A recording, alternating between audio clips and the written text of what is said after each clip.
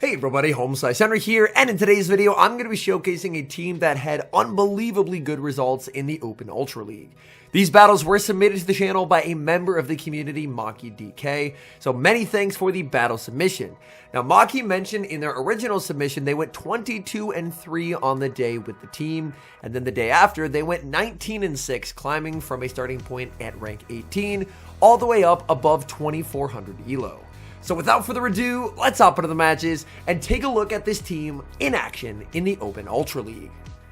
Hopping to the first match, leading the Shadow Feraligatr into Primeape, and as you can see, this team, he does have his own Primeape lurking in the back. Opponent is going to play to the CMP tie here. It could be a close combat. Maki is going to shield at the last second and gets the shield call right.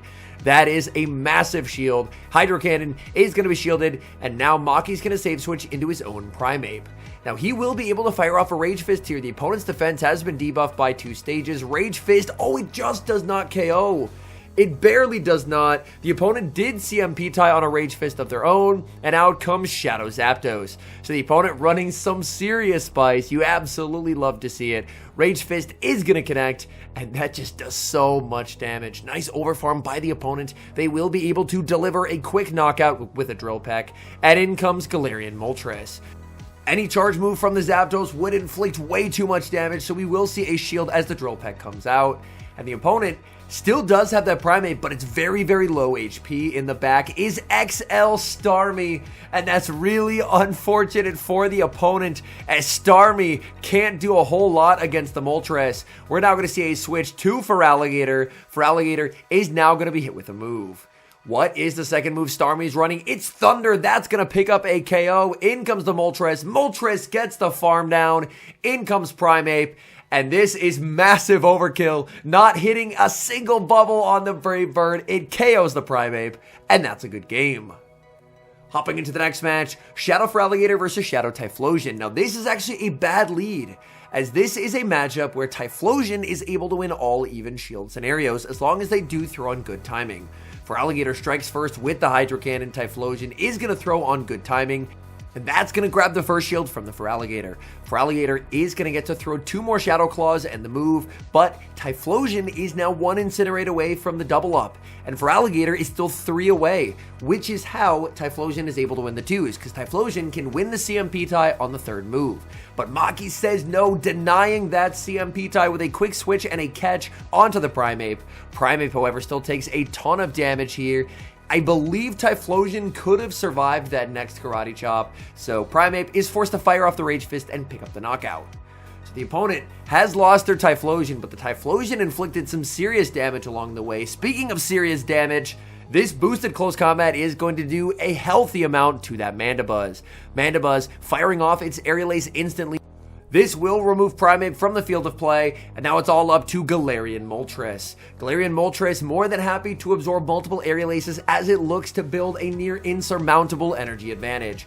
Feraligatr, keep in mind, does have a Hydro Cannon stored in the back, so ideally, you want to get as close to an Ancient Power plus Brave Bird double up as you can get. Gonna farm up to the back-to-back Ancient Powers. This will pick up a knockout, and now only 2 Sucker Punches away from a Brave Bird. In the back is Feraligatr, and the Moltres energy advantage is way too much to handle. Brave Bird, massive damage, quick switch, and the combo play. Opponent's Feraligatr gets absolutely rocked with charge move after charge move, and that's a good game.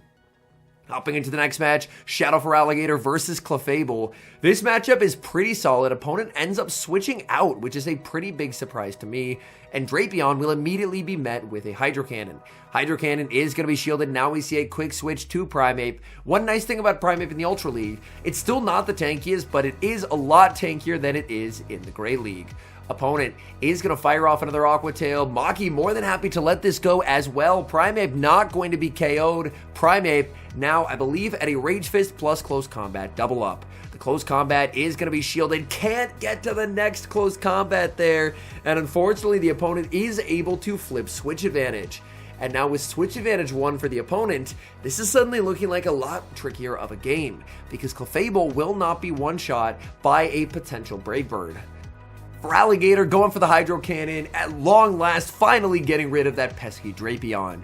Is the opponent going to bring back in the Clefable, or will we see the third here? It is going to be the Clefable, and that is a bit of good news for Maki, because you really do not want the Galarian Moltres on that Clefable. Hydro Cannon is going to connect, as there's no Protect shields to hide behind. Moonblast would KO, a Swift would not. Maki calls the Swift bait. That's a great play, and now just gets to completely KO the Clefable. That is devastating for the opponent. In the back, they have their own Feraligatr, and this game is over. Feraligatr, it doesn't matter if they have Ice Beam. The Moltres has a shield to hide behind, and the Moltres also has a Brave Bird. The opponent does end up going for a Hydro Cannon bait, but regardless, it's not going to matter, as there is the Brave Bird loaded and ready to go. And judging by how the game's pausing, looks like the opponent did force close the app once they realized they were not going to win that game. And Moltres, flying high, is going to take the win. We move to the next match, Shadow Feraligatr versus Gliscor. This is a very good lead. Opponent safe switches into their own Feraligatr. Maki could have thrown the Hydro Cannon to deny the opponent from getting a full sneak, but instead just looks to overfarm. Tanks the Hydro Cannon, switches into the Moltres. Moltres does have some very favorable matchups going up against Feraligatr. Feraligatr is going to bait with the Hydro Cannon, grabbing the shield. Moltres is going to go for the Ancient Power, looking to pick up a knockout. I would expect a no shield from the opponent, and now they're probably going to send in their third, and they do, as Greninja hits the field of play. Greninja farming up a ton of energy. Moltres is going to go for an Ancient Power bait. The bait is going to be shielded. Moltres now going to be hit with the Hydro Cannon. This will inflict some serious damage. Can Moltres hang on here? Moltres does survive, makes it to the Ancient Power. Moltres putting in a tremendous amount of work. This opponent is actually using a team that I did feature here on the channel, and this Night Slash will be able to pick up the knockout. The opponent at this point is just in a completely lost position because they no longer have a shield to protect the Gliscor. Gliscor is going to get absolutely cooked the moment it enters the field by a Shadow Ice Beam. In comes Feraligatr. Feraligatr can commit the shield, look to overfarm until just shy of 100 energy, and then Ice Beam will swiftly remove this Gliscor from the battlefield. Ice Beam loaded up. Goodbye Gliscor, in comes Greninja, and Feraligatr is going to be able to take this win. Down goes Greninja, and this team is very well positioned to handle the Gliscor team that I did upload a few days ago. Moving to the next match, picking up a bit of a tricky lead, Shadow Feraligatr versus Drapion. The more shields that are in play, the more it will favor the Drapion. We're going to see a nice switch out and a catch by Maki, able to absorb the crunch where it's going to be resisted onto the Primeape. Unfortunately, defense drops and in comes Annihilate. It is very good to bait out the Annihilate, but my goodness, that defense drop is unfortunate. The opponent, however, not messing around. They're going straight for the Rage Fist. This means that Primeape will not get another Rage Fist, but the opponent is now going to be met with back-to-back Hydro Cannons from this Feraligatr. Hydro Cannon number one is going to be shielded. Opponent firing off the Rage Fist, and Feraligatr is more than happy to just take the free Shadow Claw. Feraligatr looking for a farm down, gets the farm down. That is massive. Opponent has their own Feraligatr in the back, and this is going to be a tricky game. Firing off the Hydro, in comes the Moltres, but Moltres does not do amazingly against the Drapion, and we know that's going to be re-hitting the field of play. In comes the Drapion. Drapion is farming up quite a bit of energy. This is not Aqua Tail range, but it is pretty close. Opponent actually goes for a Crunch there, which is a bit of a surprise. So I guess they're on Crunch Sludge Bomb. We're now going to see the Brave Bird fired. Brave Bird is going to connect. Massive damage. Opponent is going to fire off their energy, choosing to commit the shield, but it's a CMP tie. Oh no, that is absolutely heartbreaking there. That is not the CMP tie you're hoping to see, and the opponent just gets the win with the Feraligatr now. If Moltres was able to get the farm down and hold on to that energy, could have forced the shield with the Ancient Power and then KO'd with the Hydro, but unfortunately it was not to be. Moving to the next match, looking for a bit of redemption, leading the Shadow Feraligatr into Cresselia. Obviously, you would much prefer Cresselia on the Galarian Moltres, but this is honestly not a terrible matchup as the Feraligatr. Hydro Cannon does quite a bit, the Shadow Claws add up. That proves to be a very nice shield as the opponent is running Future Sight on this Cresselia. Cresselia going to be met with another Hydro Cannon. Will they survive? The answer is yes. They barely hang on low HP, making one final Future Sight and the double shield from the Feraligatr. Opponent now going to send in their own Galarian Moltres, and Moltres up energy is going to be a problem. The Hydro Cannon bait is successful, able to grab a shield, building up to the Ice Beam, and baiting once again. This bait is going to be no shielded by the opponent, but it is a CMP tie. Getting the CMP tie there is actually quite nice. Opponent goes for an undercharge. Now we see a switch out into Primeape. Primeape farming up, going for the close combat, looking to guarantee a knockout here. If the opponent wants to land a Brave Bird, they have to shield. They're going to let it go. And it's actually their own Primeape in the back. So a very similar team, identical backlines, but just with different leads. The Rage Fist bait is called by the opponent, but Maki able to fire off Rage Fist number 2. Now the opponent is going to commit the shield. The opponent is going to exit this matchup with quite a lot of residual energy and a +1 boost on their attack. It's very low health on the Feraligatr remaining. There is still the full health Moltres. Will we see a catch? In comes the Moltres, and there's the catch. Devastation for the opponent as close combat lands onto the wrong Mon.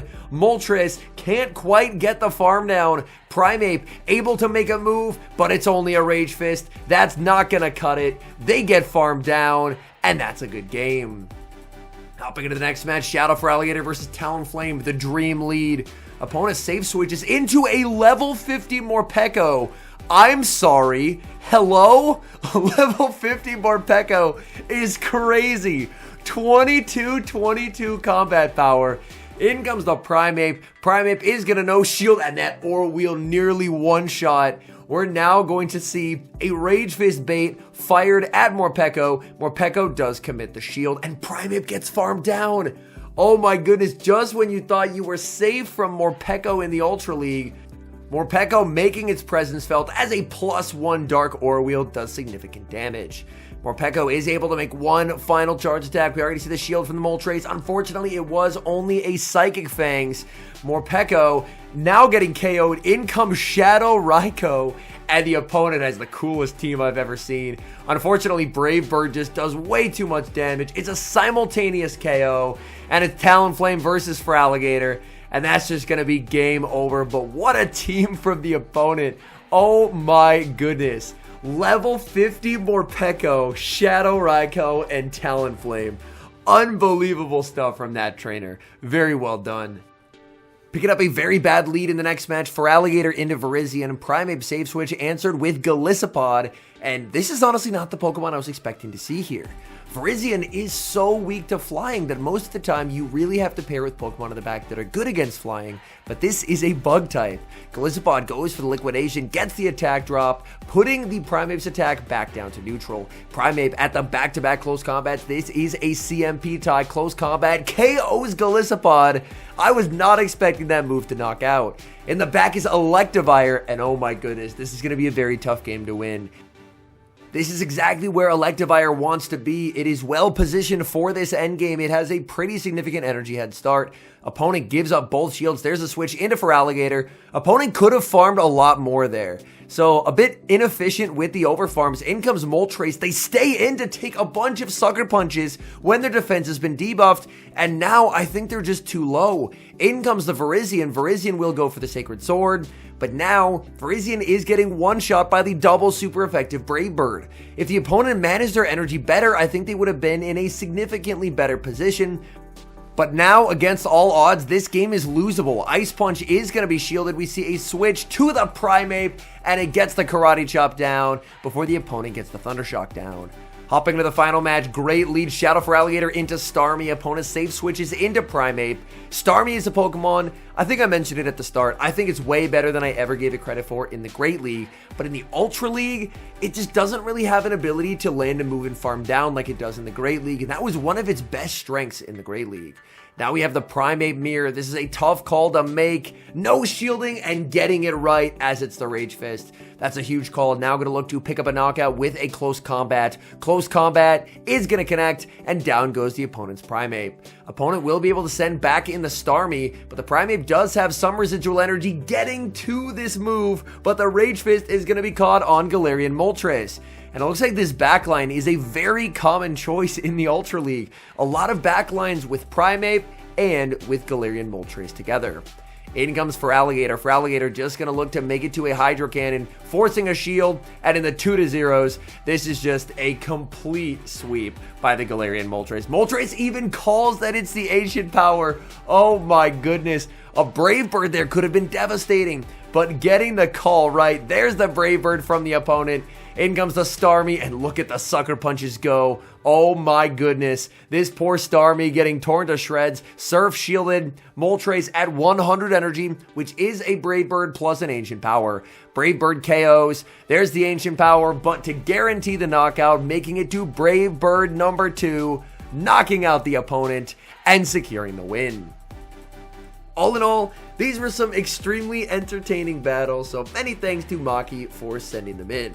I do think this particular backline, we saw it with a couple different leads throughout the course of these battles. The Primate plus Galarian Moltres backline is just so deadly in the Ultra League, and further reinforces the fact that I need to do more daily incense walks. I was finally able to get a Great League Galarian Moltres, and I've run that quite a bit, but I'm still without an Ultra League one. So I guess I'm going to have to start doing the daily incense walks, even though it is well below 0 most days now, because winter has arrived. But my goodness, Primate, even though it is still fairly glassy in the Ultra League, it has just that little bit of extra bulk that I think really makes it a true threat. And Galarian Moltres, these battles were a really good demonstration of how you can manage Galarian Moltres energy to just completely dominate endgames.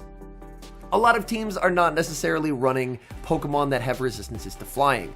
And Moltres, while its pacing isn't the fastest, it has amazing fast move pressure, and on top of that, Brave Bird hits hard into everything.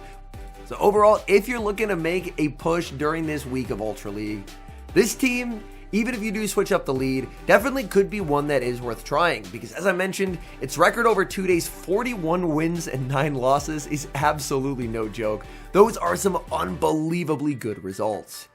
Anyways, thank you guys so much for watching. If you're enjoying the content, make sure to leave a like and subscribe to the channel if you haven't. And a special thank you as always to our members here on YouTube. The support you guys provide is genuinely so appreciated. So thank you guys oh so very much. And until next time, I've been HomeSliceHenry.